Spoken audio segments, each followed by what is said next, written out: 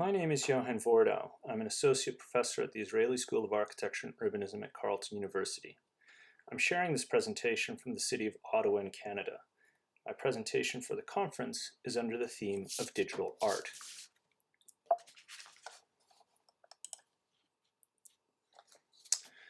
Point.pixel describes a set of digital architectural drawings that I completed for two exhibitions in early 2020.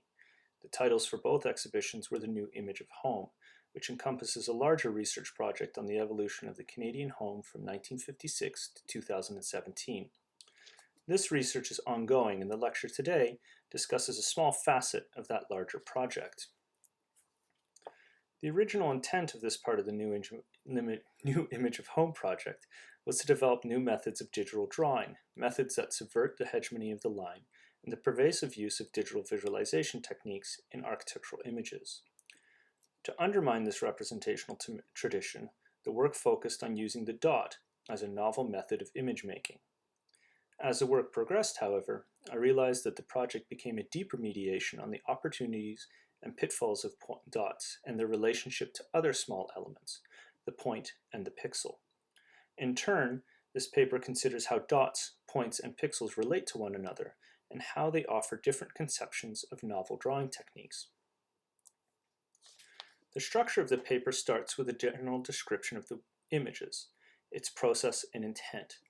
These images explore different characteristics, such as different geometries, different structures, overlaps, and halftone techniques, each with a particular effect on the fidelity of the image.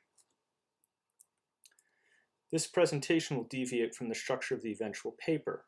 In this video, I will merge the theoretical considerations of the nuanced difference between points, dots, and pixels with a description of the completed drawings. Using literature from art and architecture, I convey how points have been extensively considered in past discourse, but that the three units have not been theorized in relation to each other. Before I start to describe the individual drawings, I would like to take a moment to position the work in relation to my past drawing practice and to describe the intentions of the drawings more generally. My interest in digital art is at the intersection of digital modeling and drawing with established forms of analog art production. In my previous work, I developed a series of elaborate line drawings produced in Rhino and AutoCAD.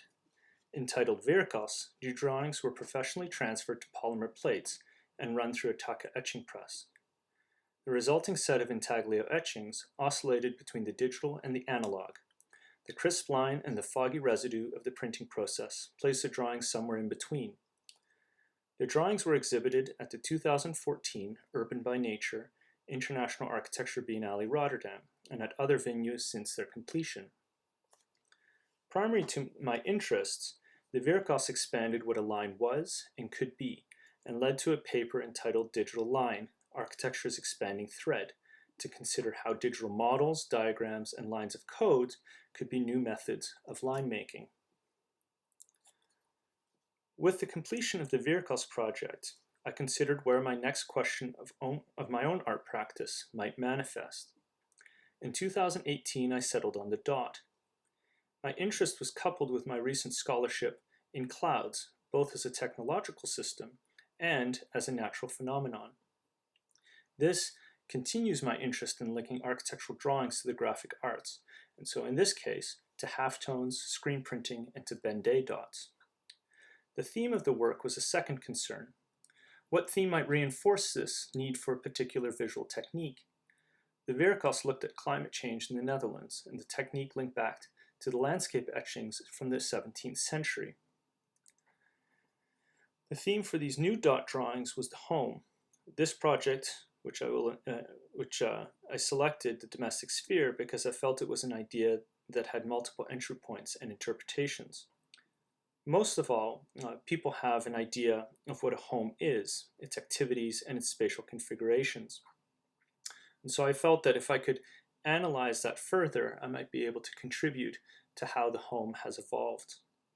I started my research by examining the full 60-year publication record of Canadian architecture magazine, entitled Canadian Architect, as you can see here, previously called The Canadian Architect, and used the drawings as a way to make a comment on contemporary architectural photography. The practice to develop the work started with a digital model of an imagined home made in Rhino 6. With this house as a basic platform for the work, it facilitated a number of experiments and iterations using a basic Grasshopper script. To develop the composition of the images, I did a thorough examination of all the domestic photographs from Canadian Architect magazine and reinforced this through a visual analysis of online publications. To situate the work within a longer lineage of image making, I looked towards a series of artists for inspiration, most notably towards the remarkable domestic interiors of Johannes Vermeer and to William Hammershøi. Hammershøi's paintings are particularly compelling because of his stark interiors. His frontal perspective and his strained relationship to the subject mirrors and yet subverts the composition of contemporary domestic photography. In his interior paintings, his wife Ida Hammershøi is commonly seen from the back or from far away in adjacent rooms. This ambiguous relationship to the occupants was an interest of my own interior renderings as well. So in the remainder of the presentation, I will show 4 drawing series and integrate the theoretical thinking that is slowly defining the project. I will start with the basic definition of points, dots, and pixels, contextualizing it with the visual work before elaborating their differences further. So if I start, a point has the greatest number of definitions. In my usage, in this project at least, it goes back to the Old French form and to the Latin word punctum, which means something that is pricked. Therefore, a point makes a hole in the surface or through the surface. As an action, it is literally to make a point, an argument, to point out something either physically or mentally. It is explanatory and decisive. This is very different from the dot, which from Old English is the head of a boil or a small lump or clot. As a lump or spot, it sits proud of the surface. It is a small deformation. As a verb, it pursues this incongruity further, as in the sentence, small houses dot the landscape. The most recent term is the pixel. Coined in 1969, it describes the elements of a television image, a synthesis of the term pix and the first syllable of the word element. A pixel is a small square, single-colored display element that comprises an image. So if I move forward to the first set of drawings, I call these the dot series or the dot drawings. So this was a comparative study. Using the same background image, they investigate how the dot might be manipulated and the effects of different dot geometries, overlaps, and tones on the fidelity of the image. The background image is the living room of the imagined house. To create the drawings, it was first digitally modeled in Rhino and then rendered in V-Ray, and these drawings were then computationally generated through Grasshopper.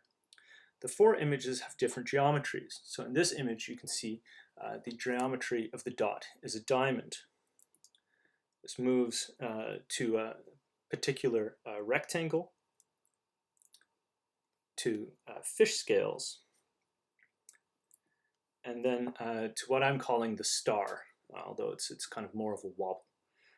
The stars, and so these were the first 4 images that attempted to use different geometries of dots to develop an image. The images are in black and white, and the geometry remains consistent across the image. The varied scale of the dots determines the tonal value of the work, so larger dots for darker areas and smaller dots for lighter areas. In the next 4 dot images, I explore tone, fillet, perspective, and variable dots to understand the broader characteristics of new geometries on describing perspectival space or shifting the reading of the image. This reading is not always clear, so as you can see in this tonal image, it picks up very little information at all. So here we used different dots, so obviously where it's white became one kind of dot geometry, and where it's dark it is a more complex dot geometry. In the fillet, there is a specific vantage point where the edges of the geometry of the dot are crisp, and then as they move further away from that, they start to smooth. So if you look at the center of the image, you will see that it is hard-cornered or hard-edged, going kind of to a coffee bean shape towards the periphery. The perspective image offers a new opportunity for dot geometries and does the most to kind of argue for a new method of dots reinforcing the composition of the larger image. Like a 3D scan, these dots are projected over the surfaces of the computer model. And then in the variable image, the change of dot geometries creates a patchwork of legibility. Some dots are able to pick up the nuance of the background image, where adjacent patches are less successful. So they start to blur and skew the image.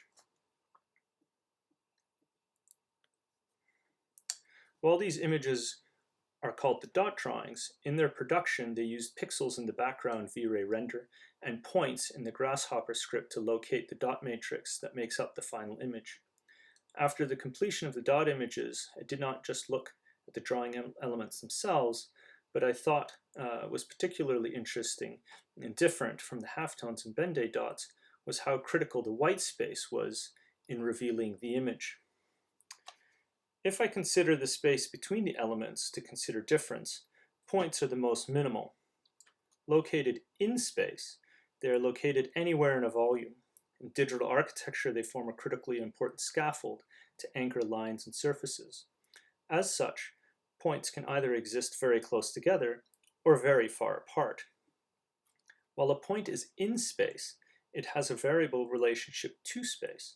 The point is both everywhere, in that it can be a point can be anywhere in space, or nowhere, because no one can ever drill down precise enough to really find the point. Dots, on the other hand, are on the surface.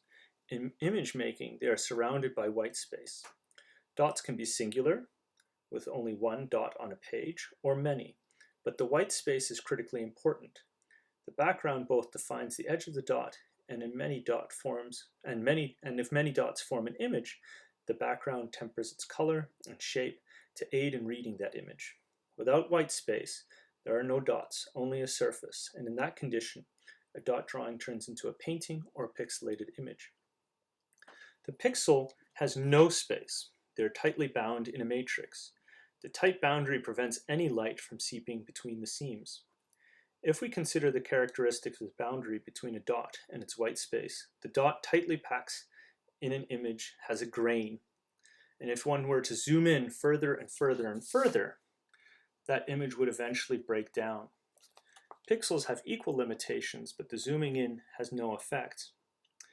If colored elements were continued to emit light, the color pure and with no degradation. Therefore, the more pixels tightly packed together, the better the image. This is not necessarily true of dots. In printmaking, dots need a particular size. They have a limit. When the individual elements are too large, in pixels we have pixelization, and in dots we have graininess. But this is not true at the opposite end of the spectrum. A pixel can never be too tight, too many, or too small. If dots are too small, however, they blend and they blur and bleed, muddying the image. What matters in this initial study is to understand that most of our dots are circles and our pixels square, and yet the geometry of our drawing elements can become far more varied to reinforce the visual content that we want to display. If we want to blur, we can vary our dots or space out our pixels, and the underlying matrix of our drawing can further reinforce the perspectival image to pick up certain details while leaving others astray. In the second sequence, it's entitled the Diptych Series, is a sequence of the four main spaces in the imagined home. Here you see the living room at night, the dining room, the kitchen, and the bedroom. The images that you just saw were obviously the night scene, and so paralleled with this is a daytime fragment, well, in this case, the daytime render of the same view. So to distinguish between the night and the day image, I decided to make a distinction between the render and an analog counterpoint. This daytime counterpoint was to become digitally embroidered, and to take and embroider the rendering on cotton twill. So in the night scene includes a broader view of the room with a collection of material possessions, technology, clutter, and a fraught relationship to the people that occupy the space in a similar fashion to the Hammershøi paintings that I showed before. These occupants refuse to acknowledge the viewer as they go about a series of mundane activities in the home.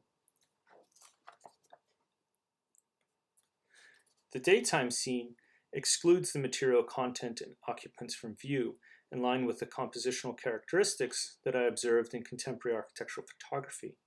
These counter images serve as a cropped, curated depiction of the home, perfect in its peaceful domesticity. So here you see the embroidery of the kitchen and of the bedroom. In the exhibition, the nighttime renderings were backlit images substrate printed on glass.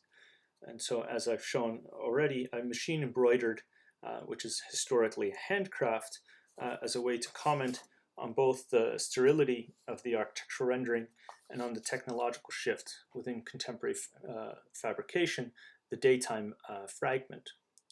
The diptychs are framed in an open 150-degree mahogany frame to angle the images off the wall and to form a unique space for the visitor to occupy and to individually view the work.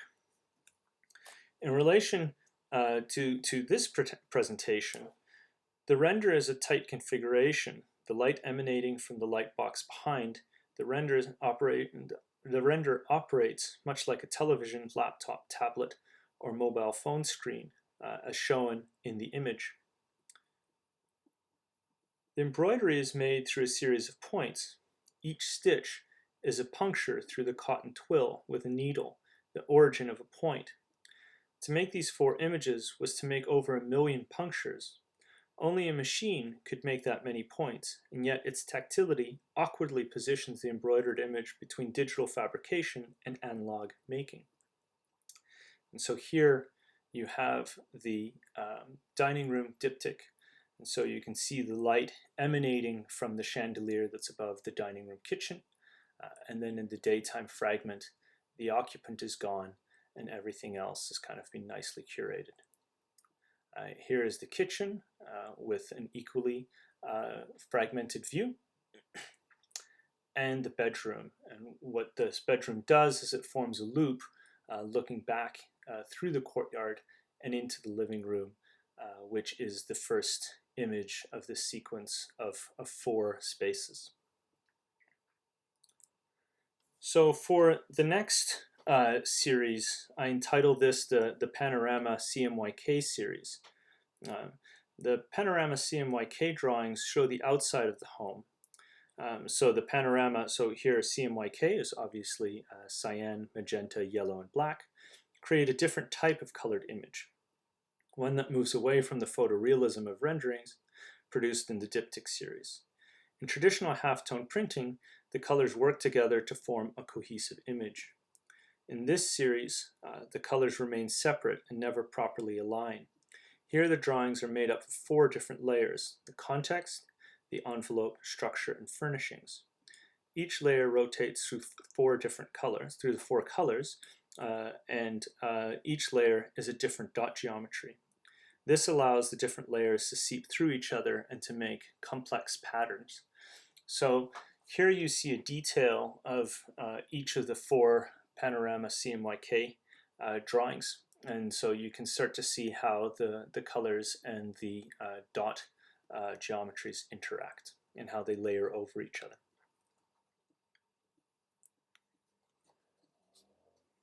These drawings are an attempt to create an unconventional color image. Inspired by the point cloud of a 3D scan, The images aims to scatter the drawings with dots, blurring the organization and order of the interior and exterior, and merging the different layers of the drawing. Here, the inside is outside and vice versa, not because of the traditional role of the window and associated notions of transparency allowing one to look from the outside into the house, but because the white space between the dots leave room for background dots to become visible, to bring their content forward.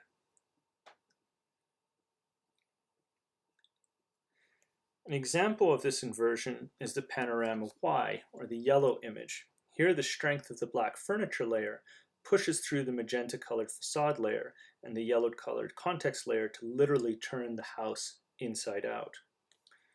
The Cmyk drawings are a subversion of the conventional halftone. It only facilitates partial integration of the different colored dots, and they do not create a photorealistic image. The Cmyk drawings consider where drawing elements are in space in relation to each other and in relation to other points of the image. So if I consider the point is both positional and absent. It is positional in the Cartesian grid and in the topological surface. On the grid, it is easy to define through its coordinates. On the surface, it can be defined relative to other points. But if we consider the perspectival construction of the previous dot series, the vanishing point is the furthest point away from the viewer. In the dot perspective drawings, it is where the drawing elements would converge, but also where they would go to disappear. The point, if we consider it in another way, the point is the very smallest unit, the singularity, the indivisible, and in the case of a prick, it is the void or a puncture. Maybe this puncture is to let through a line of thread, or if in a sheet, to let through a single ray of light to pass from the other side. But in any case, the point is still a position to be measured and a void in which to disappear. In opposition, the dot is a notation like an exclamation point, or Braille, or the beeps of Morse code. Dots are visual, tactile, and auditory.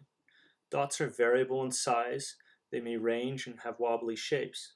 They can make an image, as in the Band-Aid dots or halftones, or to cover and hide.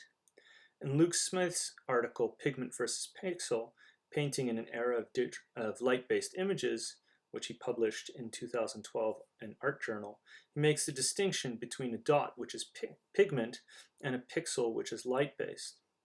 In the panorama images, the dots layer on top of each other, either filling in the white space or sitting and kind of rather blending, or sitting on top of each other rather than blending to create. And in this case, they never create, when they sit on top of each other, they never create the missing red, green, and blue colors. And so lastly, the pixel is a simple unit. It's an element of an image. It has no action. Where the point is conceptually rich and the dot is sensorially rich, the pixel is purely visual. Beyond its lowly status as a unit of color display, however, the pixel is unique. In comparison to the pigment of the dot, the pixel is technological, as light emitted from a screen. And so if we come full circle, if the puncture of a point through a sheet is a screen, then the single ray of light emanating from its surface is not a point, but it's a pixel. So this brings me to the last series, which is called the media images. And so in the remaining four slides, you will see a larger image on the left in order to see kind of the dots and pixels that make up the image.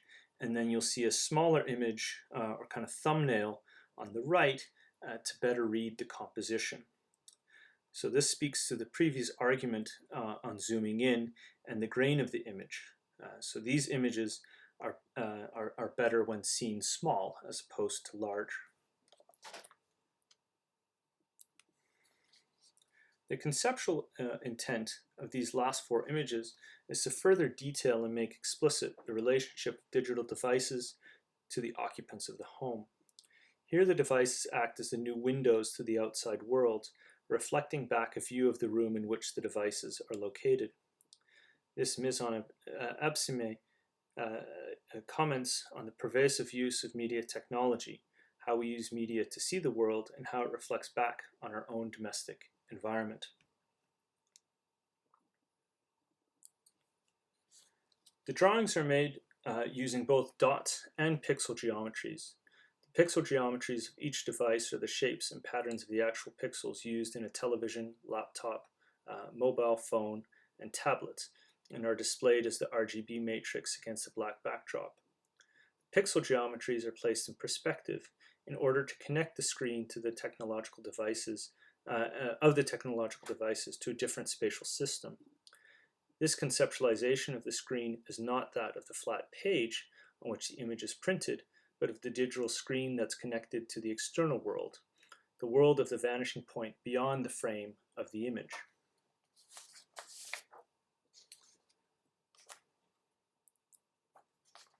The 4 rooms themselves are printed in Cmyk dots. Like the dot images in Panorama Cmyk images, these dots lie flat on the page, eschewing the perspectival construction of the room. This set of images visualizes the difference between our printed and digital world, cycling through the perpetual virtualities and reals that define our contemporary lives and the very elements that make visible our representations of space. So to conclude the talk, I'd like to make some broader speculations on the work and how I conceptually position it in relation to our current condition. The hegemony of the line, especially in architecture, is well established, as is the importance of the surface to make solid our formal intent. When lines are placed in relationship with points, however, especially when points form the nodes connected by lines, we generate a different type of drawing. In my mind, these drawings are indicative of our immediate past as a representation of the networks that linked and globalized space in the latter half of the 20th century. The pixel as a term and as an element, as a method of drawing, is new. While rendering is pervasive, the novel opportunities that the pixel affords is barely explored. The dot, too, is recent. The point as an element of digital computing is also recent. Designers have a huge opportunity to playfully explore these novel units of image making, to not take their geometry, scale, and relationships for granted, but to design the very units of their images in the same way that the gesture of a line can become the unique generator of a drawing. But more important than the conversation of authorship is that points, dots, and pixels, freed from the hegemony of line and surfaces, can represent the cloud of our contemporary condition. The cloud is a natural phenomenon, and its associative atmosphere is a stand-in for immediate kind of climate crises. The cloud is a technological system, and its associative links with digital systems through a myriad layer of wires and routers and satellites and Wi-Fi hotspots is the all-encompassing system that now dot and virtually connect our world. I think the only thing to fully articulate the contemporary condition is to make visible this triad of points, dots, and pixels. The cloud is so many points that they can shed the lines of the network. It is the collective matrix of the pixel image. On the surface, the dot visualizes the point. On a screen, the dot is visualized by the pixel. When the dot leaps from node to node, never quite forming a line, it leaves a dotted line. It is the dot that does the heavy lifting when remediating the digital image to paper. We already draw with points, dots, and pixels, but to consider how to design them, how to manipulate their geometry, how to give them agency, how to foreground them as co-constitutive elements that make the image, that is unique. If architects can design space, maybe they can design points, dots, and pixels as well. Small elements that reinforce the underlying position of their art.